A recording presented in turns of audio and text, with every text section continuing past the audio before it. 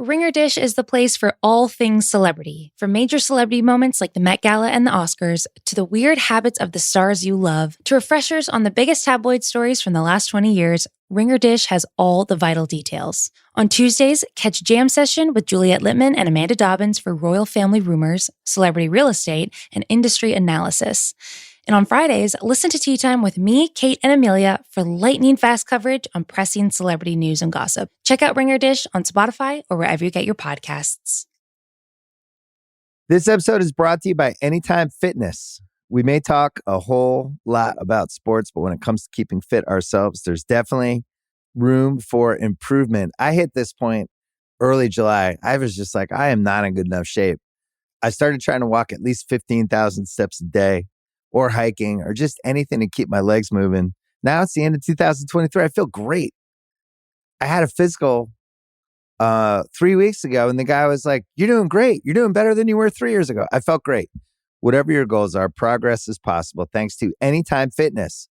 Get a personalized plan and support from an expert coach anytime, anywhere. Visit anytimefitness.com to try Anytime Fitness for free. Start to train for your life. Terms, conditions, and restrictions apply. See website for details. This episode is brought to you by State Farm. From your morning podcast to your afternoon playlist, State Farm knows you personalize your entire day. And that's why State Farm helps you personalize your insurance with the State Farm Personal Price Plan. It offers coverage options that help protect what you care about most at an affordable price just for you. Like a good neighbor, State Farm is there. Prices vary by state. Options selected by customer. Availability and eligibility may vary.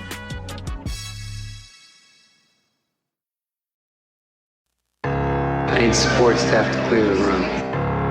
Stand up and walk now. Hello and welcome to The Watch. My name is Chris Ryan. I am an editor at TheRinger.com, and joining me on the other line, one of the many saints of Philadelphia, it's Andy Greenwald! That's nice. I thought you were going to make a Squid Game joke about me, and I was going to have to defend my outsized interest in other people's kidneys. But this was better. Thank you. Andy, today on the Watch podcast, we are going to be talking a little bit about the Many Saints of Newark, which is coming on HBO Max and into movie theaters this weekend. We're going to talk about the two ways you can see that movie. But I wanted to have a larger conversation about the legacy of The Sopranos. There was a really interesting article in the New York Times Magazine by Willie Staley about the sort of resonance the Sopranos seems to have with a younger generation of viewers. He talked to David Chase a bit. I would also highly recommend people check out Justin Sales's exhaustive, possibly definitive, definitely a passion project, his 30,000 word ranking of every episode in The Sopranos. Justin is, perhaps he is our in-house expert on The Sopranos. He's on Big Picture this week talking about Many Saints and talking about his project. I would love to chat with Justin in the future about how he went about making this list, because I find, we do so many internal rankings, just like, I like this one. This is the best. This is the best. How do you rank a television episode over another one? There are some that are definitively like important, but when you get into the weeds of like, what's, the 40th and the 41st at best Sopranos episode, like, how do you decide? So I wanted to chat with Justin about that, maybe at a future date. I wanted to talk to you about The Sopranos and what it means. And then we're going to spend a little bit of the rest of the pod talking about our obsession with Squid Game.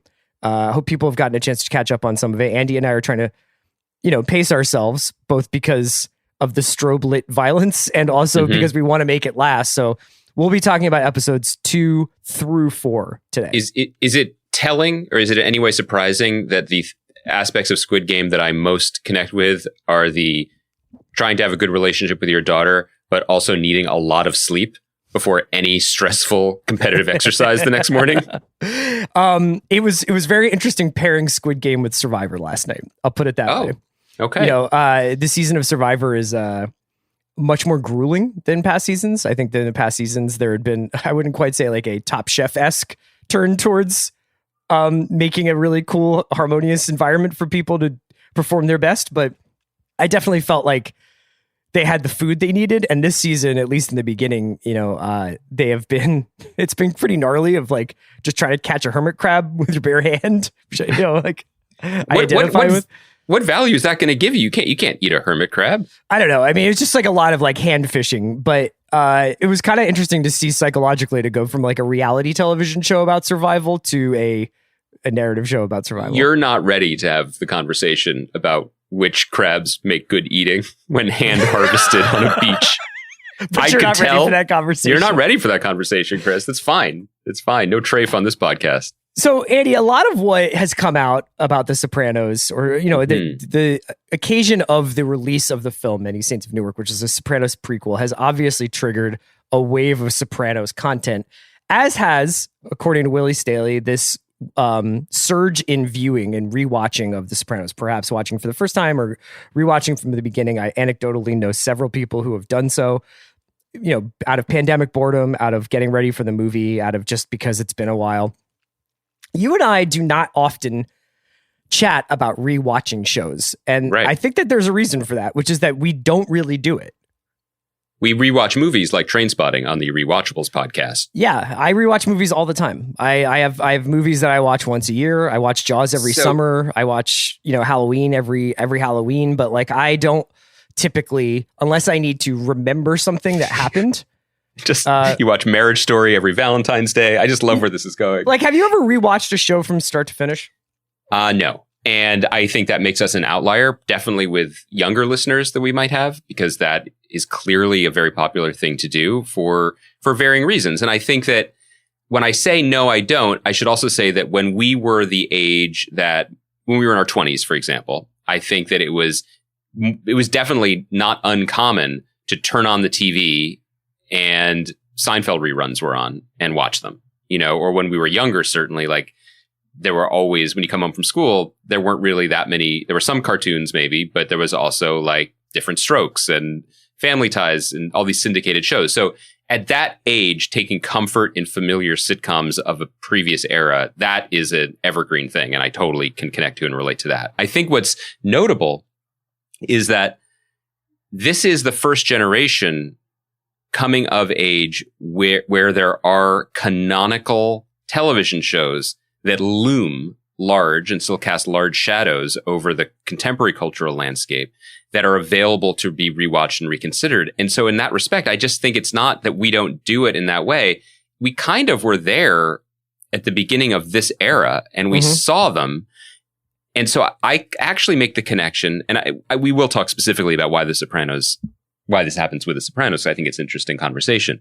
But I would more make the connection that this is akin to the time when I had free time in my late 20s and used Netflix, the red envelope service, to be like, boy, I've definitely said the word Robert Altman out loud before, but I've never seen these movies in the 70s. Like, I'm going to educate more things Altman-esque than I have actually seen Robert Altman movies. So I'm going to try and dutifully but pleasurably spackle in the holes of some of my cultural ignorance, right? And the benefit with a show like The Sopranos or The Wire or whatever is that it is available and easy, and there's a ton of it. And so it's just a wonderful life raft to use to float on the ocean of uncertainty and time, particularly that we experienced as a result of the pandemic.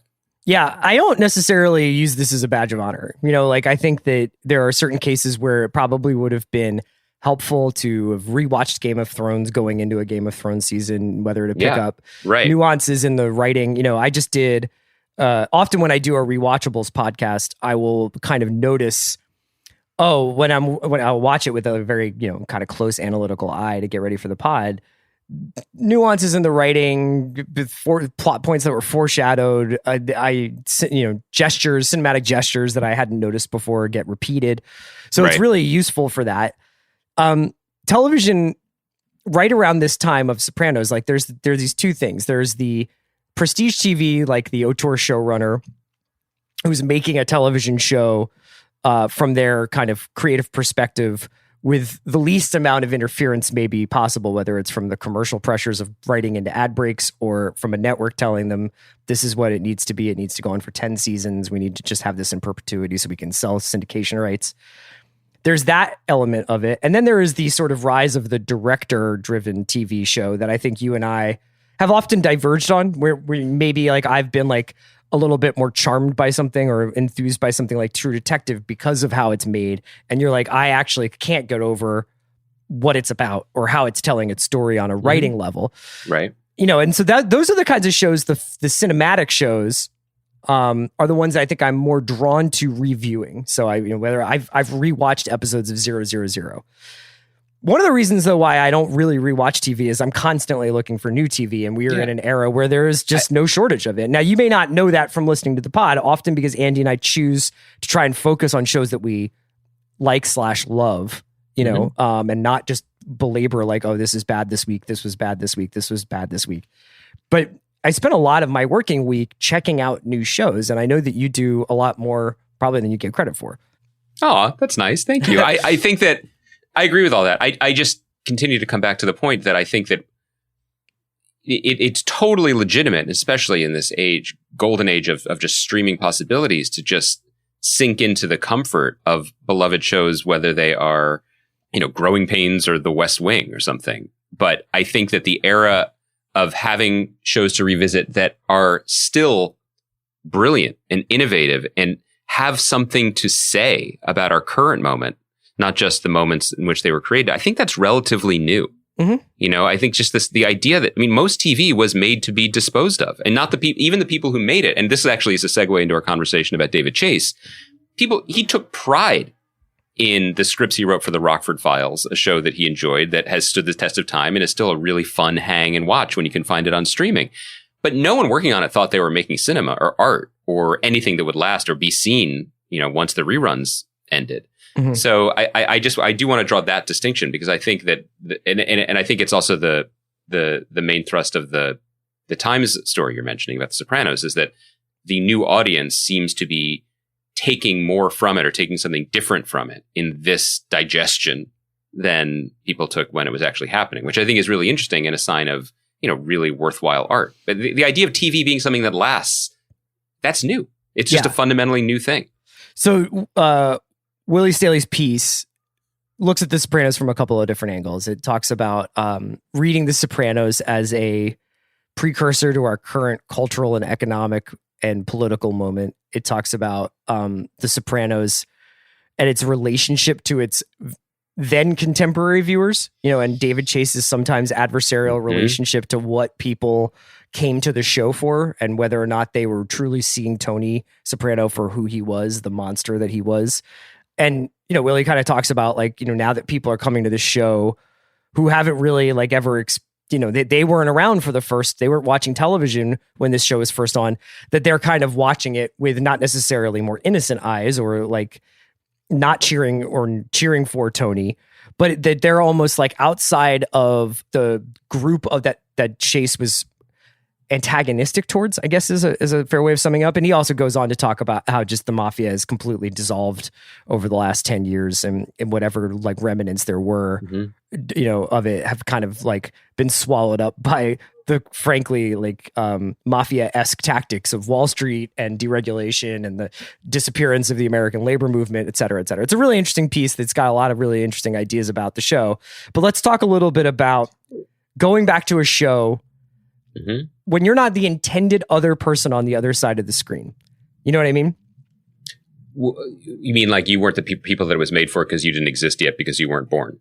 Yeah, or because you were watching, Barney or whatever. Yeah, you were not Some of us have had to watch Barney recently, so right. But I mean, hashtag not all viewers. But I guess it's a question about whether the ironic memification of Sopranos is somehow less right.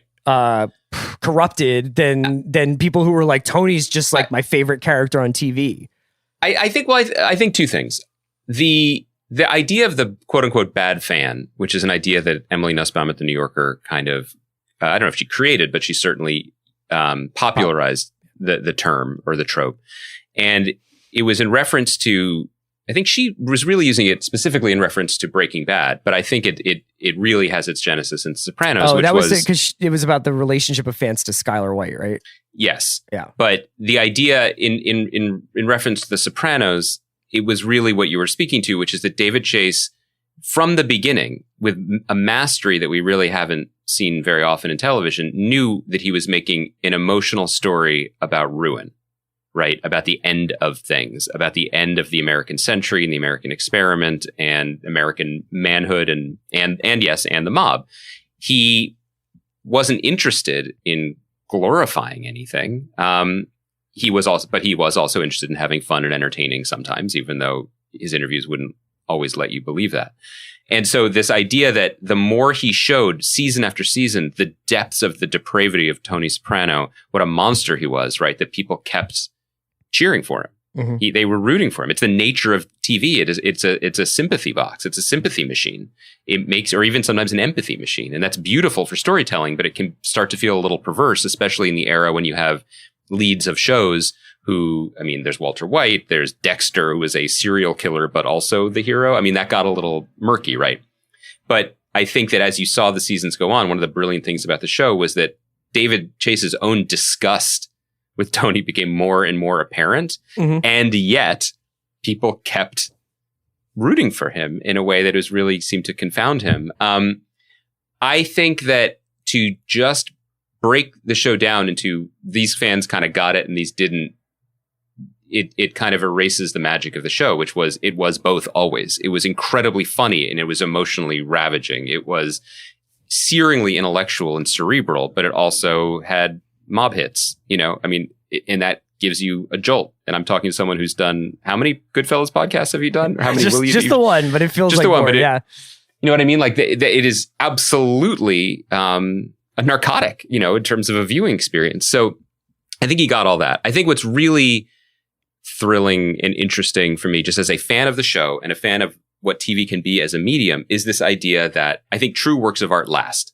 And we are seeing now, 20 years on, the show still is relevant. It's still alive and it still has something to say right now, particularly circling all the way back to what you said about just decline. And this is, you know, Willie Staley in this piece brings that out very, very cleanly, right? That like there were things that David Chase was tapped into, whether he was drawing from his own experiences in Hollywood or his own just generally bleak outlook on life, that during the time the show was on, which predates 9/11 and then went right through this kind of post 9/11, like America is going to drop fiery, you know, flames of hawk bombs on you or whatever. Like that. I remember that angry eagle that you could see from the F train when it went above ground around Smith and 9th Street. Yeah. Like post 9/11, there was a mural of an eagle that was just like, fuck you, world. Here come our bombs.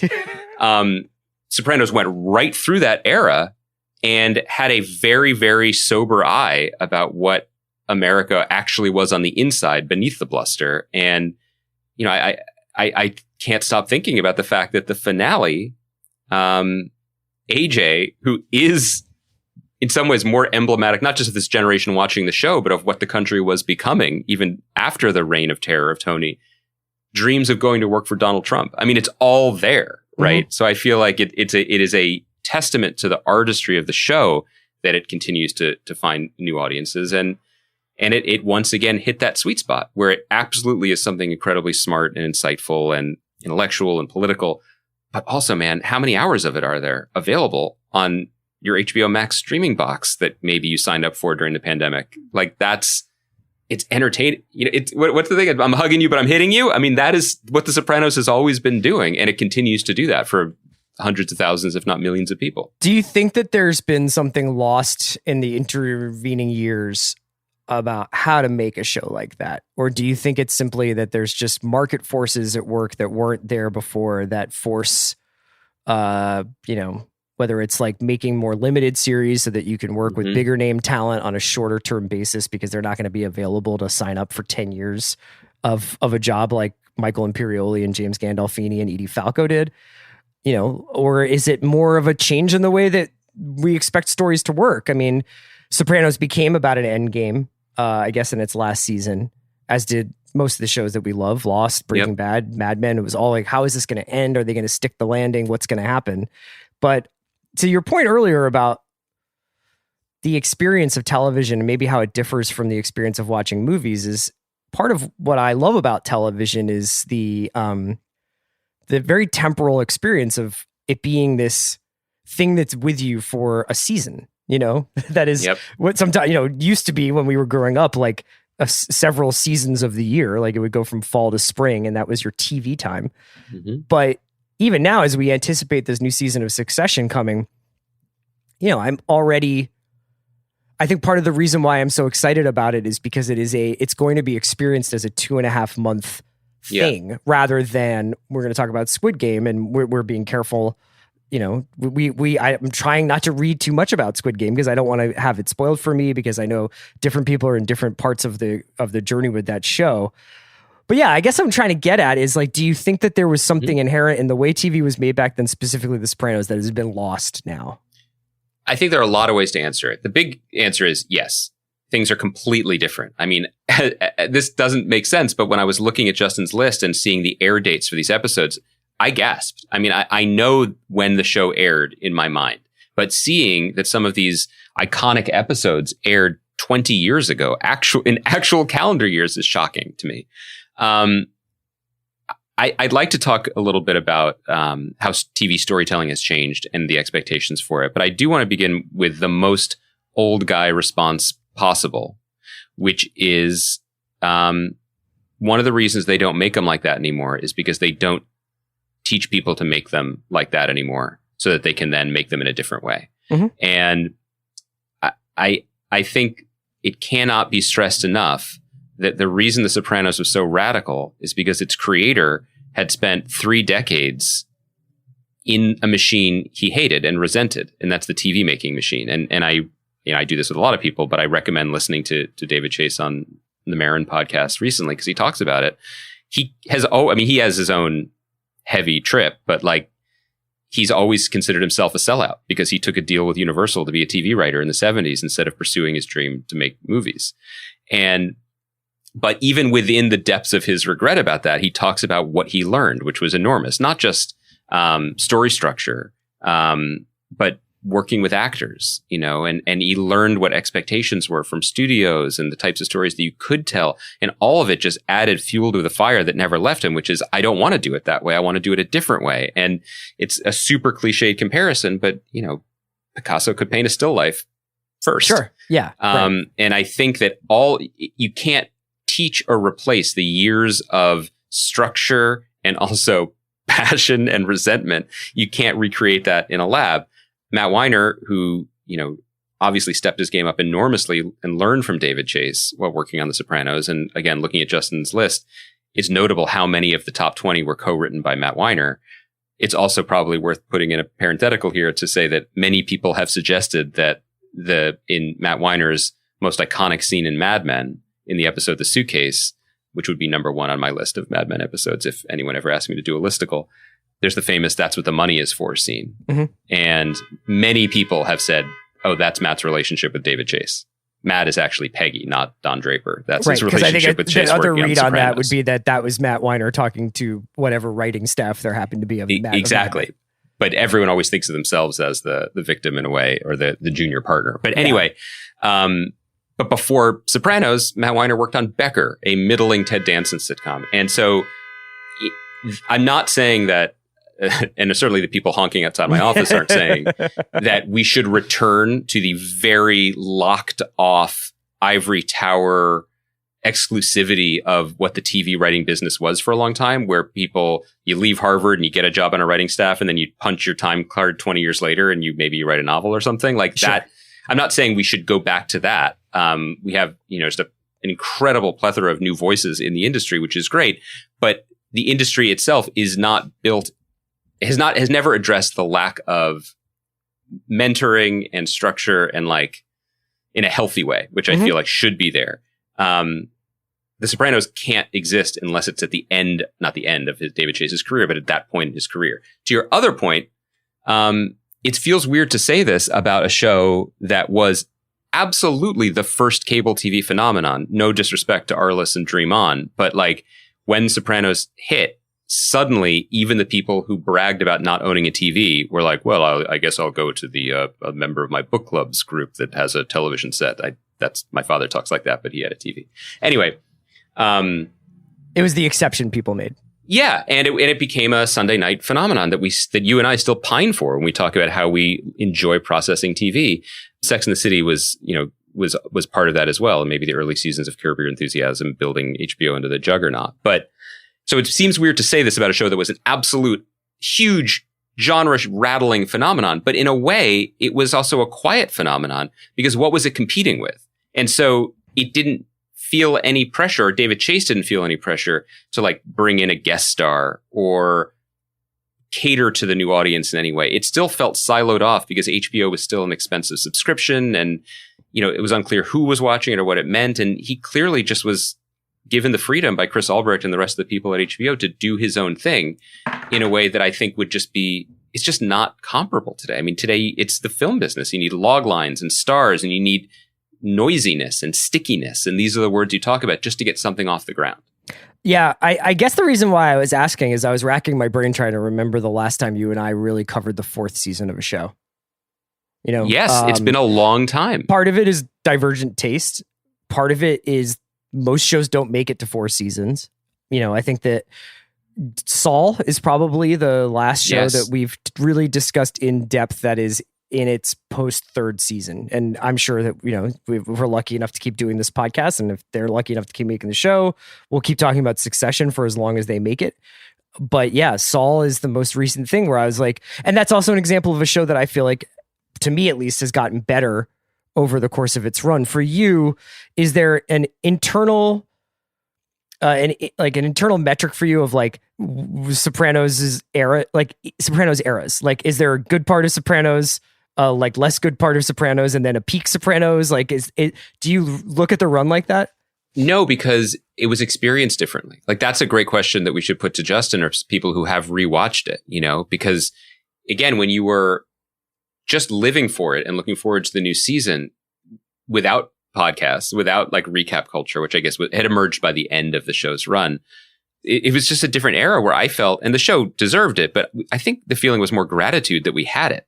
I still remember feeling very confused by the last season of The Wire, being like, wait, but this is the greatest thing of all time. Is this maybe not as good? No, I'm sure I'm wrong. You know what I mean? Like, I wasn't looking at things.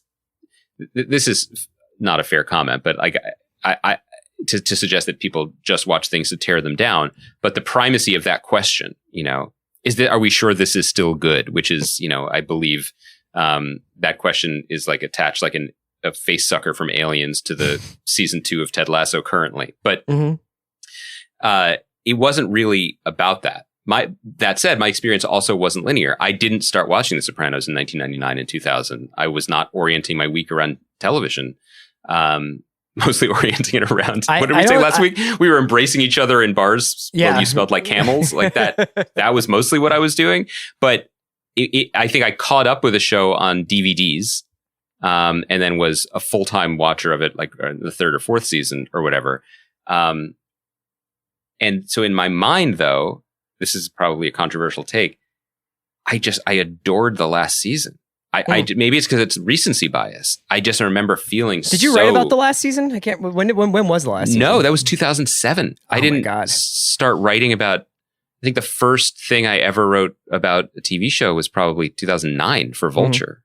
So no, not at all. It was just purely like, oh my God, this is just epic storytelling and thrilling and engaging because of the long road and years it took to get here. I'm curious about. And one of the reasons why I'm directing all these questions to you is because I don't really have, it's one of like my great cultural blind spots. I've seen, I think, most of The Sopranos, a lot of it, like not necessarily in order. It's just one of those weird shows that I do not have a great relationship to.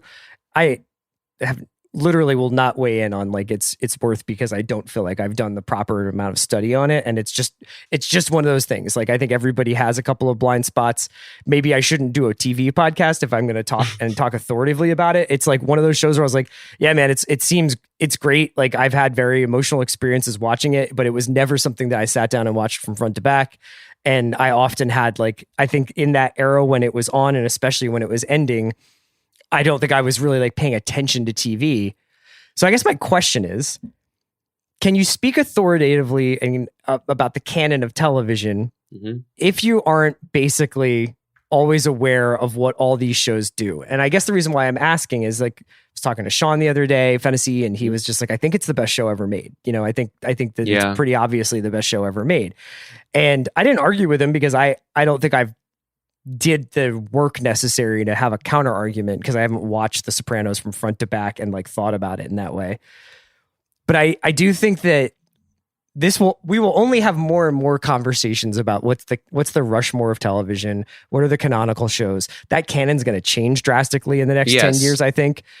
Do you think about that? And do you think about where The Sopranos stands among the greatest shows of all time? I do, and I waver at times whether it's the greatest or not. I do think it's worth noting, one of the things that the New York Times article posited was that The Sopranos is resonating so much with the younger generation because of its commentary on the decline of America.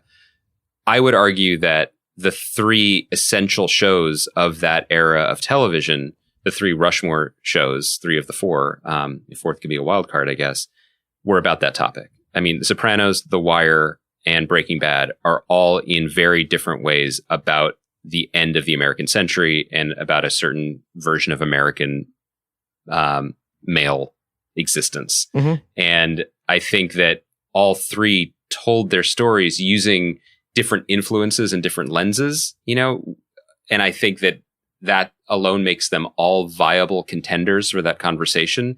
What The Sopranos was drawing from, both in terms of its filmmaking bona fides and the history of the mafia movie and mob stories in America, plus just deeply novelistic storytelling with allusions and suggestions, you know, that is one thing.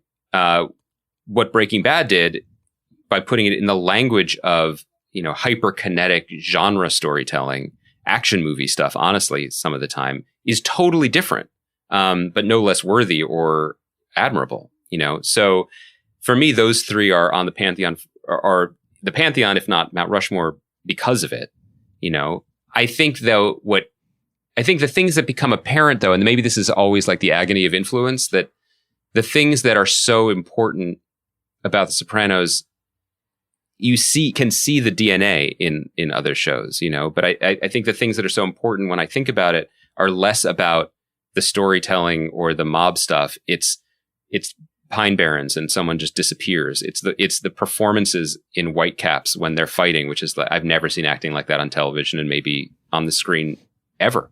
You know, I think it's the relationship, the fraught relationship between tormented creator and obsessed fans that played out. Mm-hmm. All of these things have been, people have been reaching for those particular rings in different ways on other shows for years to come. I do think you can't have the conversation though. I mean, I don't feel prepared to fully like list superlatives or chisel into the mountain, but I think I was more looking to have like a meta conversation about what I think is probably, as we're 20 years from Sopranos, and I think a lot of this is honestly, I do chalk some of this up to the industry that has sprung up around revisiting shows, which wasn't there before. I don't think that we were, if I had said in 2011, when Greenwald started, that what I would really like to do is rewatch and then write about something. I think that I'm sure there were things like on AV Club. Like I know that there were places doing that.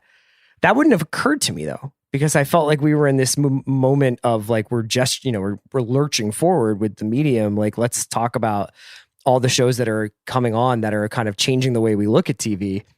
And now I think that we've entered this weird zone where so many shows go unwatched. So many shows kind of don't reach their audience. But I don't know that I have a compelling argument that somebody should watch season 2 of Patriot, with no disrespect to Patriot, which is a very good show, without watching The Sopranos. You know what I mean? Or Breaking Bad. We've said this before in different ways, but I think it bears repeating how totally unprecedented this is. Part of, let's use a sports analogy because we podcast for a sports and culture website and company. Part of being a sports fan, right, is you are a fan of the shirts. So we're Phillies fans or whatever, and your different players pass through the clubhouse and have legacies to live up to, and you have different relationships to the teams, and on and on and on it goes. Imagine a world where you're a baseball fan, but starting in 2009, all the old players don't age anymore and they're still in the clubhouse. Yeah, like imagine basically like all the arguments that happen in basketball, a lot of them are generational. A lot of them are like, could Jordan play now? Could KD play in Jordan's era? The way TV works now is like, what if Jordan was also playing? Because you can watch The Sopranos, Frozen in Amber, now up next to True Detective. Now, did I create this analogy because I dearly wish Jimmy Rollins and Ryan Howard were still playing for the Phillies? Yes. But also it it makes it very complicated and confusing and very hard to form attachments to or even properly rate new additions. You have the choice. Every new show that comes out is competing with every new show that's out, which is the way it always has been, but also every show in history, plus all the other things we use our screens for all the time. Mm-hmm. It is a completely different and insane landscape. That says some things, older things, begin to dim in comparison, which is probably healthy and right. I last night checked out the Wonder Years reboot on ABC, but then also, because it was also available on Hulu, watched the original Wonder Years pilot.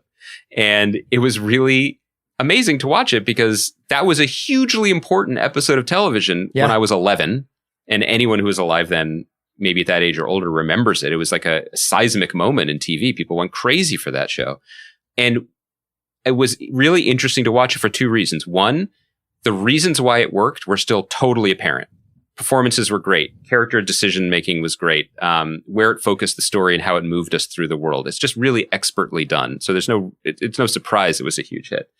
But it 1,000,000% was like watching old white dudes with shorts up to their crotch lines, two-hand heaving basketballs into peach baskets. You know what I mean? Like, it just did not seem like the same game anymore. Yeah. And The Sopranos absolutely does. And in fact, it almost looks better the way movies from the 70s still kind of dazzle you in ways that studio movies from the 2020s don't, just because it was a different era with a different type of point of view and perspective and storytelling freedom. You know, they're just, what are the shows that are capable of doing what The Sopranos did or what The Wire did over multiple seasons? Where are those shows? We love a lot of things we've seen this year, just moved by them, you know, thrilled by them. Yeah. But I'm very happy with the emerging top 10 list. It's like it's a very good year, you know, like, and me too. It's a very good year that's come out despite these shows have emerged despite like probably an unprecedented circumstances in terms of like producing television and what you're able to do and how you're able to do it and the way you have to kind of stitch things together. And I think people have done an extraordinary job making TV, but it is interesting to go back and just to sort of think about the way in which the shows were experienced back then. So that's basically why I wanted to talk to you about this. Any other Sopranos notes? I remember what I wanted to talk to you about. So Many Saints of Newark is coming out this weekend. Yeah. And we've talked about this. Obviously, not the way that David Chase wanted it to be released. No, I feel terrible about this. He was basically like, I will go back to this world because it will be a film. It will be a film not only in its sort of standalone, discrete nature, but it will be a film in that it is going to be a theatrical experience, something that's really important to him. And it's not going to be the case because HBO releases its films day and date on HBO Max. So Many Saints of Newark will sit right next to Pine Barrens and Whitecaps in people's queue, which is probably not what he wanted. I think that both of us are kind of, not that David Chase and I are similar in any way, but I, on some level, feel that we are both surprised at the reception and the marketing and everything around it. Like, in retrospect, of course, this is Sopranos product. It is fresh Sopranos product for the first time in 14 years. So when the posters on the bus stop near my house are like, who made Tony Soprano in letters 3 times the size of the title of the film, or that we're having this conversation, or that The Ringer's publishing an exhaustive list or whatever, of course, I think in terms of David Chase, for as angry as he is about the lack of theatrical experience, I have to think that even his curmudgeonly exterior has been breached to a degree by just the sheer outpouring of adoration that he's getting from this new generation and continued generation of Sopranos fans, which I feel like he didn't allow himself to didn't experience because the culture was different, or the fact that like he dropped that finale, then went on vacation and everyone was mad for 6 months. Sure. So all of it feels a little bit surprising. Do you think you'll go see it in a theater? I don't even want to answer because I want to do this for him. You guys should listen to this interview with Marin. Or can we? Well, I don't even know if they have our archives. He was on our podcast or my podcast, which has really always been our podcast back in the Grantland days. But it matters so much to him, you know, that this is a movie. And it crushes me to say, I don't know if I will. I just don't. I'm still not wired that way, even though, you know, numbers are good and I feel relatively safe and confident in our life here in California. I watch The Sopranos on TV and it's going to be there, and I have a decent TV. I feel like that's how it's going to happen. And I'm sorry to say it. I'm working my confidence up and maybe my antibodies because I went to Bond. I went to a screening of Bond. Big rebound for you and Team J&J recently. What a roller coaster you guys have been on. So respect to you, sir. You want to tell people what you're referring to? Well, your Johnson & Johnson shot. Yeah, like if you get another one, you're set for life, basically. Yeah, right? And here I've been just dunking on fools. I know. with my Pfizer content, and apparently I got the bad one. I mean, what a turn of events! You don't change horses midstream. That's what I learned. Mid bloodstream. That's All right. Go on. Anyway, I went to go see a screening of the Bond movie on Tuesday. I'm going to talk about it with Sean and Amanda, so I won't spoil anything about it, obviously. But I saw it on an IMAX screen. Whoa. There were moments where I was like, I'm awful close to other people. And there were also moments where I completely forgot where I was and was completely lost in what I was watching, which is exactly what movie theaters can do that your living room cannot. Your living room, no matter how good it is, will not take you out of your own head. You will not get lost in the experience, no matter how good a TV show is, because you're simply just too distracted by your own surroundings. And sometimes I actually prefer watching TV that embraces that, like I miss kind of like everybody coming over to watch the girls' Game of Thrones Veep block, and right. like that kind of like more communal atmosphere and creating something different than TV watching. But this like try to create the movie theater in your home thing still is never going to be what watching No Time to Die on IMAX is, even regardless of how good that movie is. It's true. That being said, it's a batting average game, and it's like, how many times to the plate do you want to go where you're indoors with a ton of people while it's still kind of like a little dicey? And it's weird. It's like, I don't know where my head is at with it. I'm definitely going to see Dune in a theater. I would like to do this for David Chase, but to me, it's not like the culmination of a dream to see this movie. So I'm not sure if I will. No. And it's also, I think there is a cascading series of choices too. It's not, for in my household, like to go out to the movies or make a night of it is a babysitter conversation. Sure. And so that's bringing another person into your house. And, my kids have not really had babysitters for a long time, which makes them resistant to it, much like your body is resistant to the Delta variant, thanks to your one shot of Johnson & Johnson. No free ads, but goddamn, keep my friend alive. And, it's tough. And it's tough for every one of these well-intentioned movies that is the next one up into the breach to be like, will you do it for me? Yeah. No? Will you do it? You just can't give people the choice. I mean, like, I just think that like for a lot of people, it's just like the convenience and comfort and security of just being like, I can just jam Dune as loud as it goes and see if I can recreate it. It's not going to be the same. Dune's going to get me to a theater, I think. Yeah. I had such a great, like, I don't know if the Blade Runner movie was good, but I loved watching it. It's just, it was a great experience. It's interesting. We never Have addressed you been it. to a movie yet? No, and we haven't addressed it, and no one's asked that I've seen. But like, we didn't cover Shang-Chi because I didn't see it, and I apologize because I want to see it. I like Marvel movies. This is fun for me to go see those movies, but it's not streaming, and so I'm not ready to go see it. So I haven't seen it yet. Sorry for people who wanted my hot Aquafina takes. You're just so committed to TV. That's your thing. I just love watching stuff on small screens. No, I haven't been to a theater. And then here's where we're at with it. I think longtime listeners know that my family without me has been to the theater. Yeah. And then last Friday, when someone let my younger daughter know that it would be possible to watch Paw Patrol in her home, all I can say is, Chris, you're now talking to a proud Paramount Plus subscriber. I hadn't even taken off my shoes when I signed up for the service on my phone. Well, my children were staring at the TV for like a green light to appear for the movie to be available to them. What a world. So that's what got all this talk about like the Taylor Sheridan expanded universe, blah, blah, blah. All the episodes of Paw Patrol are on Paramount Plus. So there goes my money. I mean, it's not that complicated and it's cheaper. That show is unlike Jeremy Renner. That show is just made in a factory, probably worked at by actual dogs in Canada. Like, it is not an expensive show. I can assure you that is not an expensive show to produce. I mean, obviously that dude got the job running Paramount because he was like, what if we have dogs on as detectives? Chris, that is a far superior show to Dog what Paw Patrol Detectives? actually is. I would. What I are they on wish- patrol? What are they patrolling then? Chris, Paw Patrol is about a parentless 12-year-old with anime hair who has 5 or 6 talking puppies and a limitless budget to live in a sort of, Foucauldian panopticon in the middle of a small town where if anything goes wrong, they call not the actual like civic institutions it's their job to protect. They call this boy.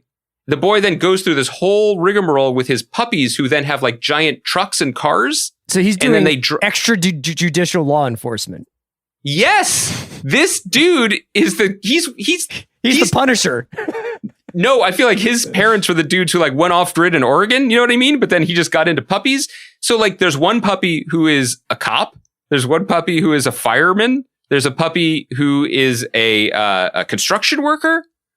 And then there's like a puppy who has a recycling truck and one who likes to surf. And then there's the girl who has a helicopter. And I say that dismissively because the show's dismissive. And then they help people and they all laugh.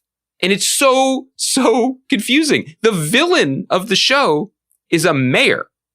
Oh. Just a bad mayor who likes cats, which is basically Bill de Blasio, as far as I know. And I don't know if he deserves this level of... okay, sorry. You didn't mean to open that. No, but I can't wait to fire up Paramount Plus later to check it out. Yes, you can. Yes, you can. Let's take a quick break and then we'll talk about Squid Game.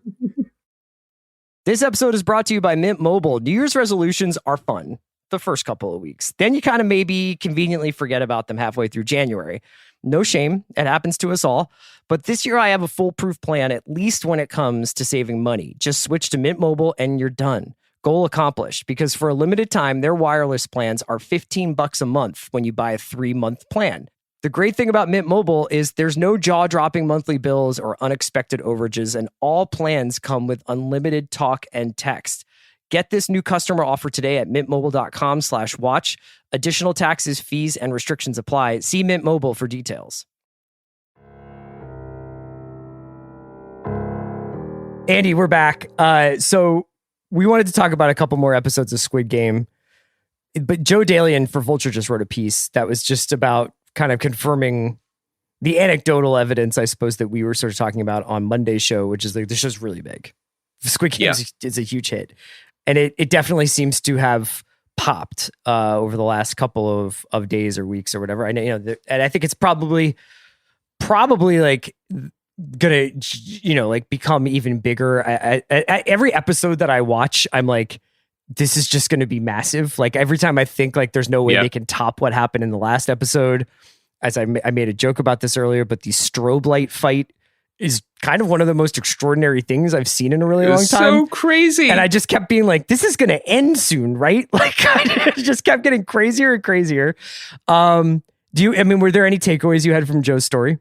I think what was really good about the story, which, it's still Netflix. So you're still ultimately taking their word for it. But I think that one of the things that Joe has done in his buffering column is sort of give credence to some of these information aggregators that can indicate what's being searched and what's being talked about, which gives you apparently a fairly decent read on what's actually popular or not. And like just chatter about Squid Game is like, what was it, 79 times higher than any other new show. Sure. And that it's breaking through faster than like Money Heist is a big hit for Netflix, but it's in its 5th season. It wasn't an instant hit. Show, but I think, what I appreciated about it was that it focused on the fact that the real efficiency of Netflix, locating the team in Korea, greenlighting the show, making it happen, giving them the resources to do such a great job with it, that cannot be discounted. That is traditional TV making 101, and you love to see it.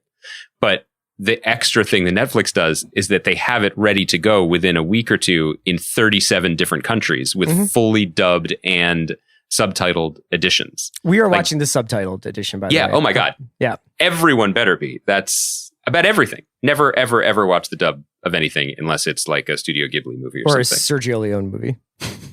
Because you don't really have a choice. Yeah. Fair. So I thought that was remarkable. I also just think this might be a broken record from what we talked about before. I can't believe how good it is. Now, I know there may be people who have finished the series who are already starting to see fault lines or, maybe have different critiques. We have not finished the series. I think we're at episode 5. At the beginning of episode 5. Because episode 4 ends with a cliffhanger. I was like, nope. Gotta find out. Nope. We're going to push through. I can't believe how good it is. Not just in terms of the structure and the way that they keep ratcheting up the stakes, as you're saying, but like there are these fundamental storytelling decisions that are so smart. And the big one for me that I did not see coming was that they all go home in episode 2. It's so simple, right? But it runs absolutely counter to what you expect, because you watch the first episode and you're like, what a masterpiece of efficiency. It introduced us to some of these characters, or at least to our main lead. It got him into this extreme circumstance. And now what's going to happen? Mm-hmm. But no, they were like, we need more time to humanize the show, which we understand is essential to a program like this. So we're going to take a step back. And when they all choose to go back, it's exponentially raised the stakes of everything. Our investment in it, what it means for these characters, the humanity of it, totally. And the thing that I couldn't get over, and I was texting you this yesterday, was I was trying to think of a show that so skillfully deployed its emotional storytelling in concert with its what the fuck thriller adrenaline plot. And because look, when I say the show is amazing, I'm not saying it's Mad Men season 5. It's just not the same kind of show, but it's a hell of a good time. It's incredibly well made. And the thing that I finally realized I was thinking of was Lost.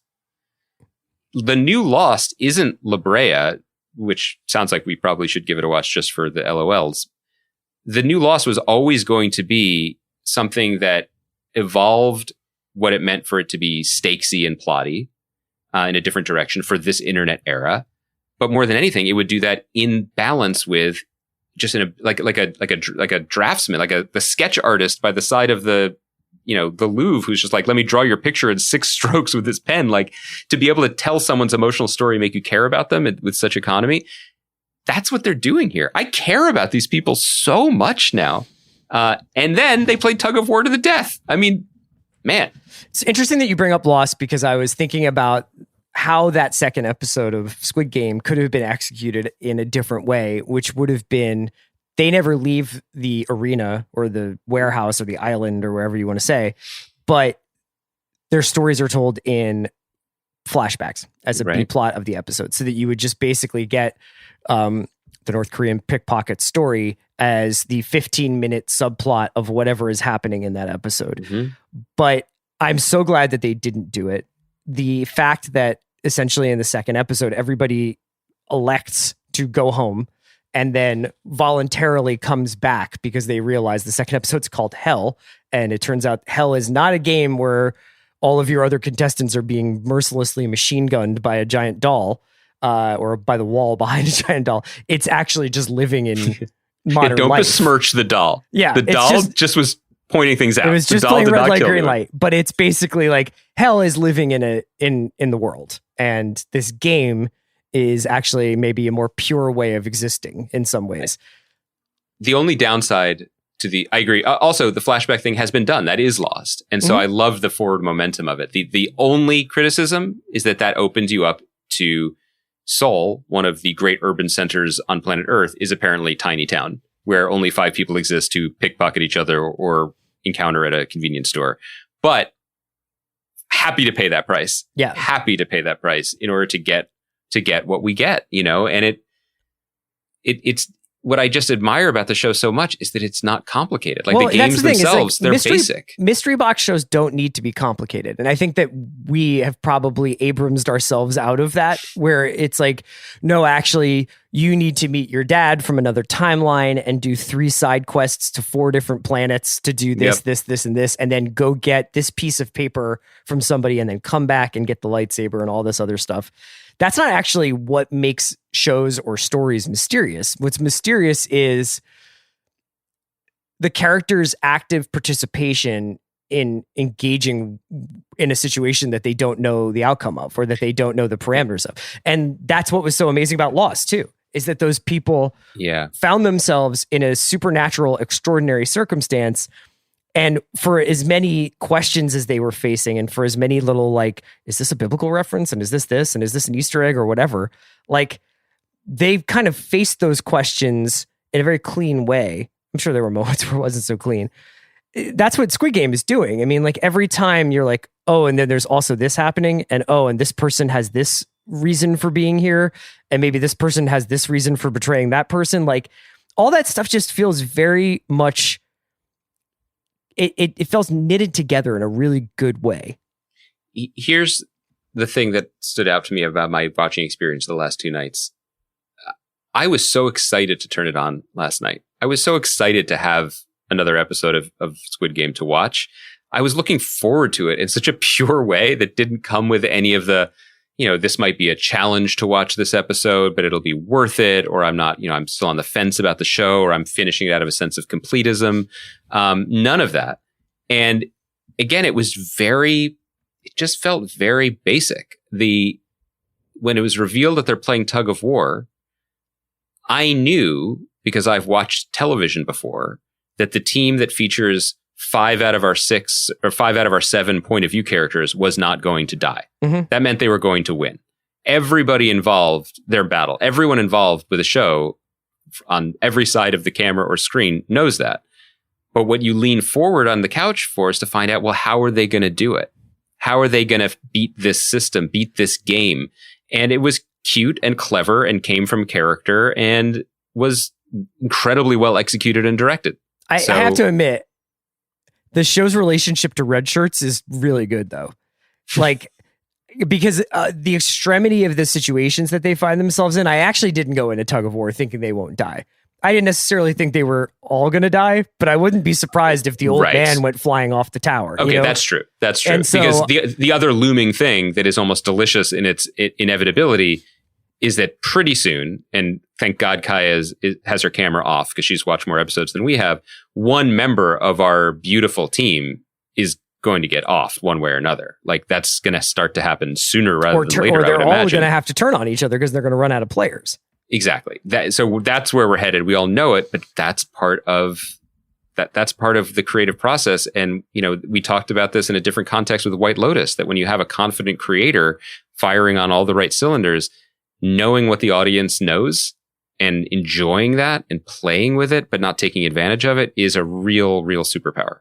I just don't get surprised that often anymore. And when this came out of nowhere. But even within the show itself, my favorite part of each episode is when all the players are kind of commiserating before a game starts, before they're led into the game room. Yeah.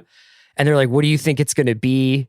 Do you think it's going to be elastics? Do you think it's so exciting? And you're just like, when they open up that room for the honeycomb challenge in Man with the Umbrella, I was just like, what the fuck is going to happen to these people in this giant oversized jungle gym set? Then you and I both just chuckled with recognition because on the streets of Philadelphia, we spent untold hours carving out shapes from honeycomb cookies. That's right. With needles. Right. I don't think any of my childhood games would come in useful here. Are they the ones that you can't mention on a family broadcast, or just? No, I don't think so. I think a lot of the names for those games have since fallen out of favor. Oh, yeah, well, it was Philadelphia in the 80s. I get it. All right, well, we can wrap it up there. Thanks to Kyle McMullen for producing us, as always. I think Monday we'll probably try and, I don't know if we'll wrap up Squid Game, but maybe we'll hit it again. And then, we're kind of getting ready for Succession. Andy and I will do a mailbag episode next Thursday, so we'll send out a prompt for questions on that. In the meantime, I hope everybody's doing well. I hope everybody watches Many Saints of Newark in whatever way they seem fit. Maybe we'll talk about that on Monday. And yeah. All right. Good to see you. Great Squid Game, Francis.